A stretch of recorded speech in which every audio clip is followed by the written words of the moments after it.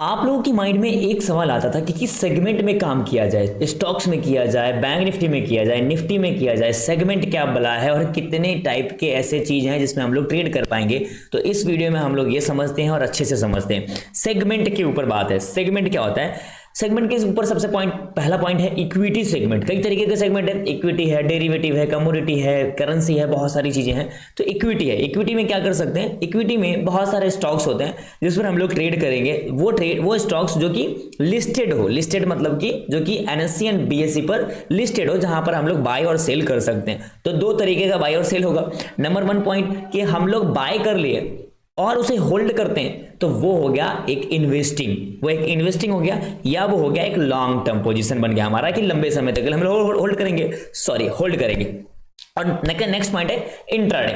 आज मैंने बाय किया, आज मैंने सेल कर दिया, मेरे को एक अच्छा पॉइंट मिल रहा था एंड जिस तरीके से मान लो कि मेरे को आज 10 रुपए मिल रहे हैं एंड मेरे को 20 रुपए तक मार्केट दिख रहा है कि आज जाएगा और चला गया, तो वो वहां मैं पोजीशन काट दूंगा, वो मेरा हो गया इंट्राडे। तो इस तरीके से बाय एंड सेलिंग कर सकते हैं। ठीक है। नंबर दूसरा हम लोग पॉइंट बात करते हैं डेरिवेटिव के बारे में। Derivative segment. ठीक है। First equity segment, number second derivative segment. Derivative segment में जैसे कि कौन सा होता है, मान लीजिए निफ्टी होता है, बैंक निफ्टी होता है, स्टॉक्स होते हैं। निफ्टी एंड बैंक निफ्टी भी स्टॉक्स के भी यहाँ पे चलते हैं और मतलब स्टॉक्स के अंदर भी फ्यूचर एंड ऑप्शंस हैं।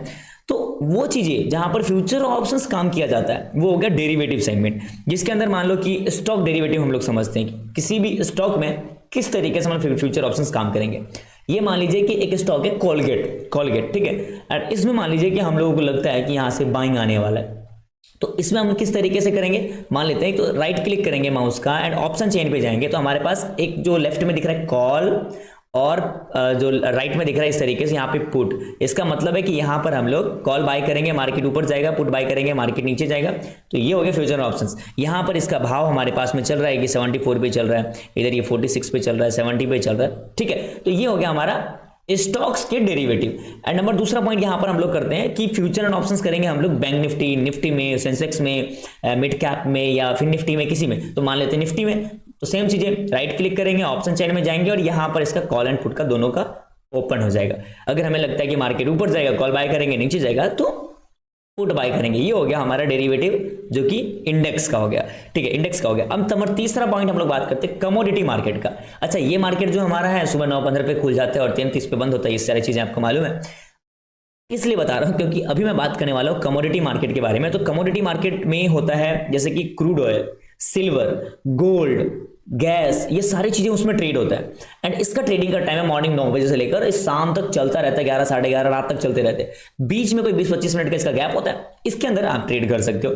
ओके। तो कमोडिटी में क्या होता है, जैसे कि हमारा बैंक निफ्टी और निफ्टी जो ट्रेड करता है उसका जो एक्सचेंज है वो कौन सा है, तो एनएससी बीएसई है। तो इसी तरीके से जो कमोडिटी मार्केट है जैसे कि गोल्ड हो गया, सिल्वर हो गया, क्रूड ऑयल हो गया, कोई गैस हो गया, तो इसका कौन सा है? इसका एमसीएक्स नाम से आता है। एमसीएक्स इसका एक्सचेंज है। एमसीएक्स का मतलब हो गया multi commodity exchange, multi commodity exchange. तो एमसीएक्स ये हो गया जिसके अंदर कमोडिटी मार्केट का ट्रेडिंग होता है। समझ गए ये सारी चीजें। फिर म्यूचुअल फंड्स में करेंगे, कुछ ईटीएफ होते हैं, कोई डेट मार्केट होता है, तो ये सारी चीजें। अब पॉइंट ये आता है कि हमें किस में ट्रेड करना चाहिए, मतलब how to choose right segment, किस तरीके से कौन सा सेगमेंट हम लोग चूज करें। नंबर 1 पॉइंट, अगर आप फ्रेशर हो, बिल्कुल मार्केट में नए हो और ट्रेडिंग करना चाहते हो, सीखना चाहते हो, या 2-4-5 महीने भी हो गया, तो आपको करना चाहिए इक्विटी मार्केट में। इक्विटी मार्केट जो कि स्टॉक्स के ऊपर होता है, कोई भी ऐसा स्टॉक जो कि मूवमेंट करता हो या जो भी स्टॉक, उसके अंदर आप लोग काम करोगे और रेगुलर बेस पे कंटिन्यू अगर आप उसमें काम करते हो तो आपको वहां पर मार्केट समझने की क्षमता बढ़ जाएगी। समझ रहे हो, मार्केट समझने की क्षमता बढ़ेगी। एक सेकंड, एक पोजीशन काटता हूं, मेरा कोई ट्रेड लिया हुआ है। ओके। लेकिन जैसे ही आपका टाइमिंग एक्सपीरियंस बढ़ता जाएगा तो मार्केट की समझने की एबिलिटी आपकी बढ़ती जाएगी। कहां सपोर्ट, कहां डिमांड, कहां पे क्या है, किस कैंडल पे बाय करना है, कौन सा हैमर कैंडल, कौन सा मारूबुजू कैंडल, कहां पर कौन सा ईएमए है, प्राइस एक्शन कैसा बिहेव कर रहा है, हायर हाई, लोअर लो, ये सारे बिहेवियर आप लोग समझोगे। एंड मैं सब कुछ आपको धीरे धीरे बताने वाला हूं इस सीरीज में, बट आप समझ जाओ। जब 1 से 2 साल कंटिन्यू आप स्टॉक्स के ऊपर काम करोगे, बोले तो इक्विटी सेगमेंट में, तो आपकी अंडरस्टैंडिंग ऑफ मार्केट को लेकर जो है वो थोड़ी बढ़ने वाली है। तो अगर आपका एक्सपीरियंस 2 से 3 साल क्रॉस कर जाता है एंड बहुत अच्छे तरीके से आप मार्केट को समझने लग जाते हो, तो फिर आप लोग आ जाओ निफ्टी में। निफ्टी आपका वेट कर रहा है क्योंकि वहां की वॉलेटिलिटी थोड़ी स्ट्रांग है, आपके प्रॉफिट दिखने की जो सिस्टम है वो थोड़ा तेज होगा, लॉस दिखने का वो तेज होगा।